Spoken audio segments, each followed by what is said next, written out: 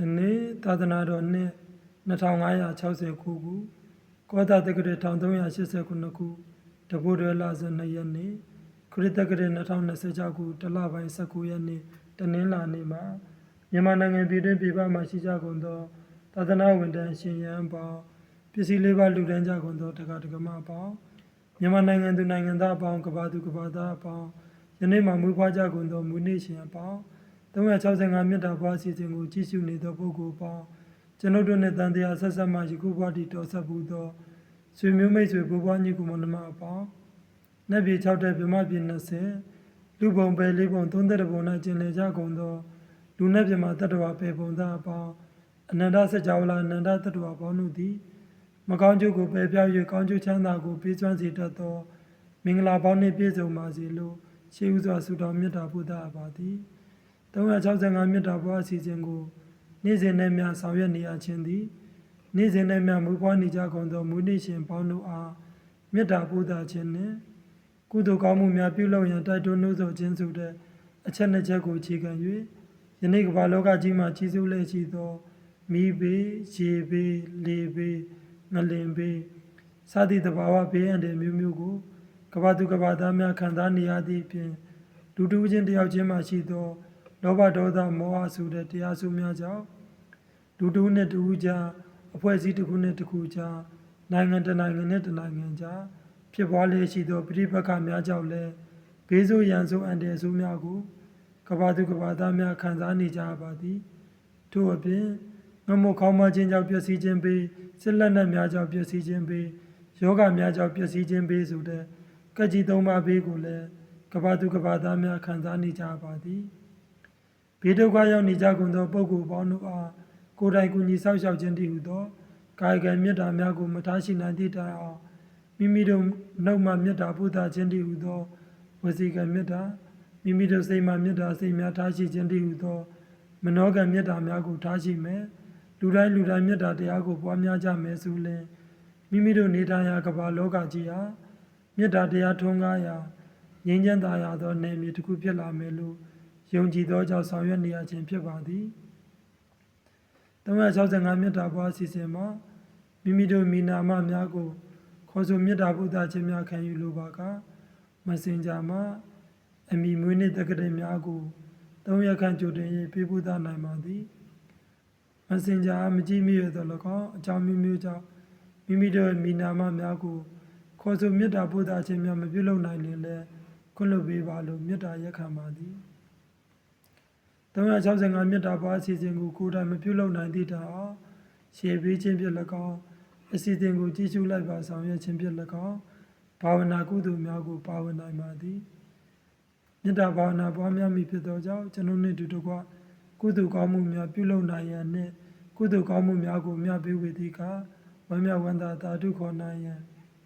ကိုယ်ဆောင်နဲ့အိမ်ဆောင်နဲ့ခြံဆောင်နဲ့ကျောင်းဆောင်နဲ့တိမ်ဆောင်နဲ့ဓမ္မယုံဆောင်နဲ့ဇေဒီတော်ဆောင်နဲ့ရွာဆောင်နဲ့မြို့ဆောင်နဲ့ကဘာဆောင်နဲ့သာသနာတော်ဆောင်နဲ့များနဲ့ကျွန်ုပ်တို့နဲ့တန်တရားဆက်ဆက်မှယခုဘဝတည်တော်ဆက်ဘူးသောဆွေမျိုးမိတ်ဆွေဘိုးဘွားညီကိုမောင်နှမအပေါင်းနတ်ပြည်6တဲ့ဗြဟ္မပြည်20လူပုံပဲလေးပုံ30ပုံ၌ကျင်လည်ကြကုန်သောလူနတ်ပြည်မှာတတ္တဝါပေပုံသားအပေါင်းအနန္တစัจ java လာအနန္တတတ္တဝါပေါင်းတို့သည်ဤကြောင့်ကုံကြောင့်ပရိယတ္တိစာတင်တိုက်သို့ကြွားရောက်တော်မူနိုင်ကြပါသည်ကြွားရောက်ခဲ့သည်ရှိသောကျောင်းဆောင်နှင့်အပေါင်းကလည်းခွင့်ပြုပေးတော်မူနိုင်ကြပါစေတကူကြီးသောနတ်မြတ်များကြွားရောက်ခဲ့သည်ရှိသော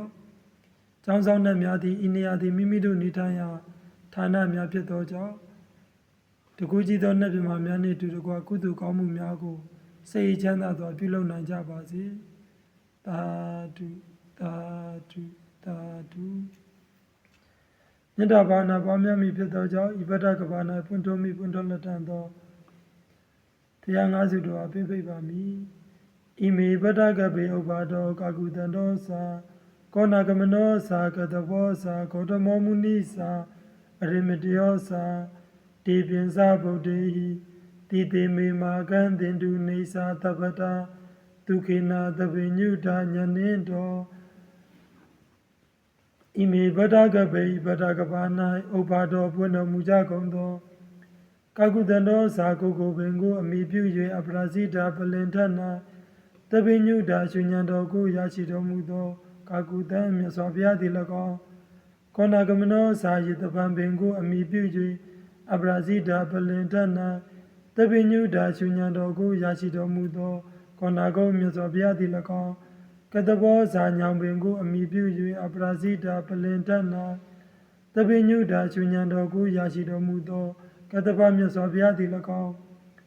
ဂေါတမောမုနိဇာညံဗုဒ္ဓေဘောဓိပင်ကိုအမိပြု၍အပရာဇိတာပလင်တတ်၌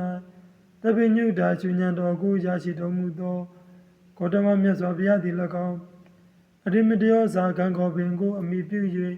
အပရာဇိတာပလင်တတ်၌တပိညုတာရှင်ညာတော်ကိုရရှိတော်မူလက်တန်သောအရိမတယမြတ်စွာဘုရားသည်၎င်းတေပင်စာဗုဒ္ဓေထုံငါးပါးသောမြတ်စွာဘုရားသခင်ကိုယ်တော်မြတ်ကြီးတို့သည်မေမာကံဘုရားတပည့်တော်တို့ဤတည်သည်ဥကောင်းယတနာမြတ်အင်္ဂါ၌နေဆံမြေတပ္ပဒနေယောညာဘာခါခတိဒုခေနာကိုယ်ကြမစိတ်ချမ်းသာစွာဖြင့်တပိညုတာညာနှင်းတော်တပိညုတာရှင်ညာတော်ဝင်သားလျက်တင်တူတရင်သုံးတည်နေတော်မူပါရှင်သူမြတ်ကြီးတို့ဘုရားဤဗဒကဘာနာပွင့်ထုံမီပွင့်ထုံလက်တန်သောကာကုတံခောနာကုံကတ္တဗဂေါတမအရိမတယမြတ်စွာဘုရားရှင်တို့သည်ဘုရားတပည့်တော်နှင့်ဘုရားတပည့်တော်ပြင့်ဖိတ်ထားသောပုဂ္ဂိုလ်အပေါင်းဘုရားတပည့်တော်မြတ်တာဖို့များပေးဝေသောပုဂ္ဂိုလ်အပေါင်းတို့၏ဥကောင်းယတနာမြတ်အင်္ဂါ၌နေရောညပါခါကတိကိုယ်ကျမ်းမာခြင်းစိတ်ချမ်းသာခြင်းပြည့်စုံသောဖြင့်တပိညုတရှင်ညာတော်ဝင်သားလျက်တည်သုံးတည်နေတော်မူတကဲ့သို့ဘုရားတပည့်တော်တို့သည်လည်းနေရောညပါခါကတိကိုယ်ကျမ်းမာခြင်းစိတ်ချမ်းသာခြင်းပြည့်စုံသောဖြင့်ကောင်းသောလူဆန္ဒများပြေဝပါလိုမြတ်စွာဘုရားသာဓုသာဓုသာဓုယနေ့သာသနာတော်နှစ်2569ခု1380ကောသာတက္ကရာ1389ခုတဘုဒ္ဓလဇန်2ရက်နေ့ခရစ်တက္ကရာ2026ခုတလပိုင်း19ရက်နေ့တနင်္လာနေ့မှာမူဖကြကုန်သောမူနေ့ရှင်အပေါင်းတလပိုင်း19ရက်နေ့မှာမူဖကြကုန်သောမူနေ့ရှင်အပေါင်းတနင်္လာနေ့မှာမူဖကြကုန်သောမူနေ့ရှင်အပေါင်း365မြတ်တာပွားအစီအစဉ်ကိုကြည့်ရှုနေသောပုဂ္ဂိုလ်အပေါင်းမြန်မာနိုင်ငံသူနိုင်ငံသားအပေါင်းကမ္ဘာသူကမ္ဘာသားအပေါင်းသာသနာဝန်ထမ်းရှင်ရန်အပေါင်းပစ္စည်းလေးပါးလူတန်းကြကုန်သောတက္ကတက္ကမအပေါင်းကျွန်ုပ်တို့နှင့်တန်တရားဆက်ဆက်မှယခုဘဝတည်တော်ဆက်မှုသောဆွေမျိုးမိတ်ဆွေကိုဘွားညီကိုမောင်နှမအပေါင်းနတ်ပြည်6တဲ့ပြမပြည်20လူပုံပဲ4ပုံ30ပုံနာကျင်လေကြကုန်သောလူနဲ့ပြမတတ္တဝါပဲပုံသားအပေါင်းအနန္တစကြဝဠာအနန္တတတ္တဝါပေါင်းတို့သည်တန်တရားဆက်ဆက်မှယခုဘဝတည်ပြုသည်များဒါနသီလဘာဝနာကုသိုလ်ကောင်းမှုအပေါင်းနှင့်သင်တို့ရဲ့မေတ္တာဆွမ်းအားတတိကြောင့်၎င်းကျွန်ုပ်ဒေသဓမ္မကိုယ်တိုင်တန်တရားဆက်ဆက်မှယခုဘဝတည်ပြုသည်များဒါနသီလဘာဝနာကုသိုလ်ကောင်းမှုအပေါင်းနှင့်ကျွန်ုပ်ရဲ့မေတ္တာဆွမ်းအားတတိကြောင့်၎င်းကျွန်ုပ်တို့အားလုံးသည်တရားသီလသုဒ္ဓစာကပညာဟိတိဥဒ္ဓပတိဟုသောသူတော်ကောင်းဥစ္စာယတနာတို့နှင့်ပြည့်စုံကြပြီလင်အသက်ရှိခြင်းအစင်းလာခြင်းချမ်းသာကြီးခြင်းခွန်အားဗလာကြီးခြင်းဉာဏ်ပညာကြီးခြင်းတည်းဟုသော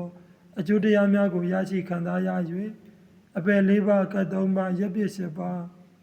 ယန္တမျိုး၅ပါးဝိပတ္တိတရား၄ပါးပြဒနာတရား၅ပါးနာမျိုး၉၆ပါးဒဏ်10ပါးဘေး25ပါးမိစ္ဆာဒိဋ္ဌိ62ပါးကိလေသာ10ပါးတို့မှခါခတ်သိမ်းကင်းလုံးငြိမ်းသည်ဖြစ်၍မဉ္ဇဉ်ဘုံဉ္ဇဉ်မျက်နှိပ်ပံကိုရလွယ်ရောက်လွယ်မျက်မှောက်ပြုနိုင်ပါသည်ပါရမီမစုံသေး၍တန်တရား၌ကျင်လျက်သည်ရှိသောမရှိတကားမကြားရပဲပြီး၍မကုန်လူ၍မခံတက်ရှိချမ်းမှချမ်းသာဘေးရန်กว่า၍သာသနာကျိုးတတ္တဝါကျိုးကိုတည်ဖို့ဆောင်ရွက်နိုင်သောပုဂ္ဂိုလ်သူပုဂ္ဂိုလ်များများဖြစ်နိုင်ကြပါစေကျွန်ုပ်နှင့်ကျွန်ုပ်မြတ်တာဘုဒ္ဓသောပုဂ္ဂိုလ်ပေါင်းတို့သည်လောဘဒေါသမောဟအစသောကိလေသာတရားများကင်းဝေး၍ကောင်းသောစကားကိုဆိုတော်မူတတ်သောမြတ်စွာဘုရားရှင်အရဟံသုခရဂုဏ်တော်တို့၏စွမ်းအားတတိနှင့်အရဟံသုခရဂုဏ်တော်တို့ကိုပွားများခြင်းကြောင့်ကျွန်ုပ်တို့အားလုံးသည်လောဘဒေါသမောဟတရားများကင်းဝေး၍ကောင်းသောစကားများသာပြောကြရပြီးကောင်းသောအသံများသာကြားရပါစေယနေ့ကမ္ဘာလောကကြီးမှာကြီးစိုးလျက်ရှိသောကာယဒုစရိုက်ဝစီဒုစရိုက်မနောဒုစရိုက်စသည့်အကုသိုလ်ညစ်ဆိုးဒုစရိုက်တရားမျိုးကိုမဂ္ဂင်၈ပါးမြတ်တရားဖြင့်ပယ်ဖြောက်နိုင်ပါစေကျွန်ုပ်တို့အားလုံးသည်နေ့စဉ်နဲ့မျှကုသိုလ်ကောင်းမှုများကိုပြုလုပ်ပြီးလူနဲ့ပြမတတ္တဝါများအမြတ်တာဖို့မြတ်ပေးဝေခြင်းကြောင့် ကျွန်ုပ်တို့ရဲ့ကုသိုလ်ဆောင်အပ်တတိနှင့်လူနဲ့ပြမတတ္တဝါများ၏ဆောက်ရှောက်ကိုခံယူအပ်ခြင်းကြောင့်ကျွန်ုပ်တို့အားလုံးသည်ကိုယ်စိတ်နှပြချမ်းသာစွာဖြင့်ကောင်းသောလူရင်းဆန္ဒများပြေဝကြပါစေသာဓုသာဓုသာဓုမေတ္တာဘာဝနာတည်ဟုသောပฏิပတ်ခြင်းမြတ်ဖြင့်ယတနာမြတ်သုံးပါးတို့အားရှိခိုးပူဇော်ပါမည်ဣမာယာဓမ္မာနုဓမ္မပฏิပတ်တိယဗုဒ္ဓံပူဇေမိဣမာယာဓမ္မာနုဓမ္မပฏิပတ်တိယဓမ္မံပူဇေမိဣမာယာဓမ္မာနုဓမ္မပฏิပတ်တိယသံဃံပူဇေမိသာဓုသာဓုသာဓုဣဒံမေပုံညံအတဝခေယဝံဟောတုဣဒံမေပုံညံနိဗ္ဗာနတပိစယောဟောတုဣဒံမေပုံညံဘောဓိဉာဏတပိစယောဟောတုသာဓုသာဓုသာဓုကျွန်ုပ်နှင့်ကျွန်ုပ်မေတ္တာပို့သသောပုဂ္ဂိုလ်အပေါင်းကျွန်ုပ်ပင်ဖိတ်သောပုဂ္ဂိုလ်အပေါင်းတို့သည်တန်တရားဆက်ဆက်မှယခုဘဝတည်ပြုသည်များဒါနသီလဘာဝနာကုသိုလ်ကောင်းမှုအပေါင်းတို့ကိုသုံးသက်တဲ့ဘုံနာကျင်လေကြကုန်သောလူနဲ့ပြမတတ္တဝါပေဘုံသားအပေါင်းအနန္တစကြာဝဠာအနန္တတတ္တဝါအပေါင်းတို့အားမြတ်ပေးဝေပါမည်အာလုံးကြကြသမျှကုသိုလ်အမြအမြအမြယူတော်မူကြပါကုန်သောသာဓုသာဓုသာဓုအာလုံးကြကြသမျှကုသိုလ်အမြအမြအမြယူတော်မူကြပါကုန်သောသာဓုသာဓုသာဓုအာလုံးကြကြသမျှကုသိုလ်အမြအမြအမြယူတော်မူကြပါကုန်သောသာဓုသာဓုသာဓုကျွန်ုပ်တို့မြတ်ပေးဝေသောပုဂ္ဂိုလ်ပေါင်းတို့သည်ကျွန်ုပ်တို့အားလည်းကျမ်းမာချမ်းသာအောင်နာယောဂကင်းရှင်းအောင်ဘေးအန္တရာယ်ကင်းရှင်းအောင်စီးပွားလာလာပါဖြစ်တော်အောင်သာသနာ့ကျိုးတတ္တဝါကျိုးကိုတည်ဖို့ဆောင်ရွက်နိုင်အောင်မိခင်သည်ယန္တဖြစ်သောတူတီသောသားကိုအတ္တမြဆင်ဆောက်ရှောက်တဲ့ကဲ့သို့နေရောညပါခခဲ့တဲ့မမေ့မလျော့ကူညီဆောက်ရှောက်တော်မူနိုင်ကြပါစေကျွန်ုပ်တို့တစုကုသိုလ်ကောင်းမှုများပြုလုပ်တိုင်းမှာလည်းသင်တို့သိနိုင်မြင်နိုင်ကြားနိုင်ပြီးဝမ်းမြောက်ဝမ်းသာသာဓုခေါ်ကြ၍တဆင့်နဲ့တဆင့်မြင့်သောဘုံဘဝများကိုပိုင်ဆိုင်နိုင်ကြပြီးလင်မိမိတို့နေရဌာနသို့စိတ်အေးချမ်းသာစွာပြင်ကြကုန်လောသာဓုသာဓုသာဓု